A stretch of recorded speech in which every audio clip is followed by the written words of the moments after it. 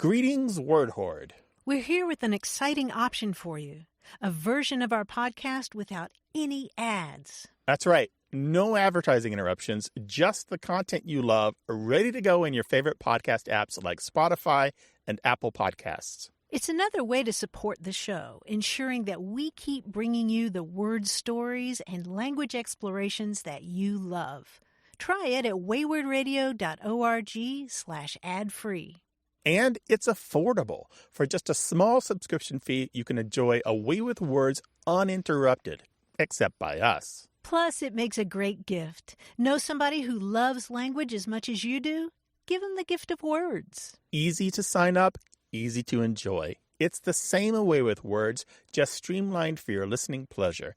Go to waywardradio.org/ad-free. Support us, support the show, and enjoy an ad-free listening experience. waywardradio.org/ad-free. Thank you.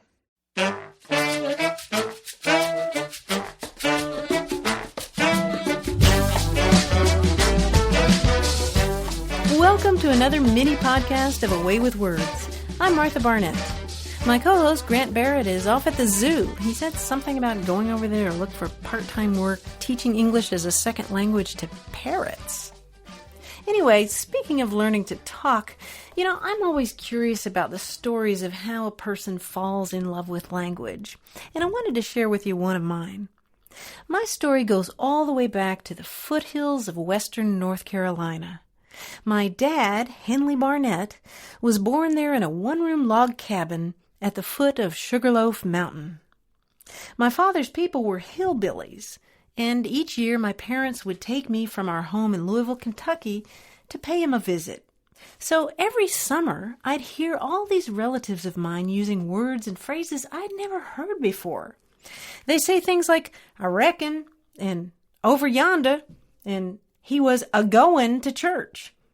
They'd use the word fetch instead of get. And for the past tense of fetch, they'd say fotched, as in, "he fotched me the rifle gun." And from the time I was very small, I'd hear my Aunt Mazo, that's M-A-Z-O, Aunt Mazo, say things like, "Martha Ann, you want me to fry you up some liver mush?" And, "No, you don't want to drink that milk. It's blinky."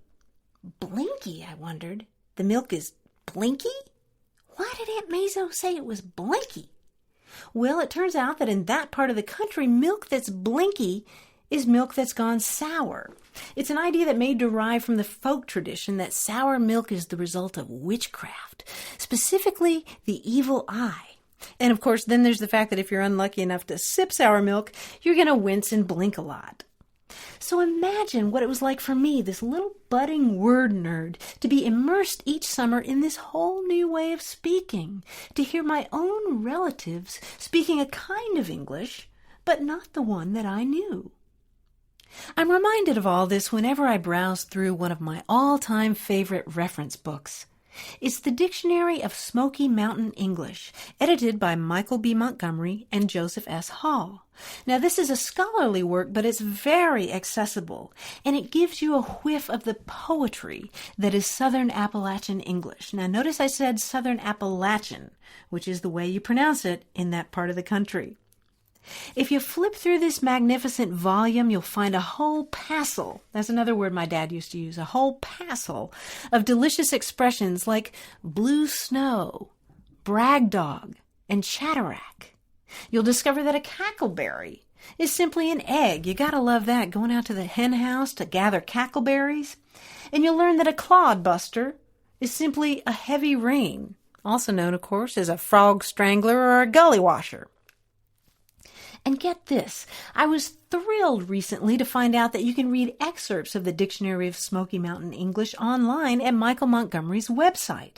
And here's the best part, you can also hear audio of native speakers of Southern Appalachian English recorded by a researcher back in 1939. Now, this is a real linguistic treat. There are recordings and transcripts to go with them. And it's been so long since I spent a summer in North Carolina, I have to tell you, I got chills listening to it just now. It's like when you catch the scent of something and it instantly whisks you all the way back to childhood. If you'd like to hear some of these gorgeous recordings and read the transcripts, you'll find a link at our website. It's waywardradio.org. That's wayward as in way with words, waywardradio.org. And while you're online, why not write to us? Our address is words@waywardradio.org. Or you can always call us with your questions about language. The number's 1-877-929-9673. Thanks for listening, y'all. I'm Martha Barnett.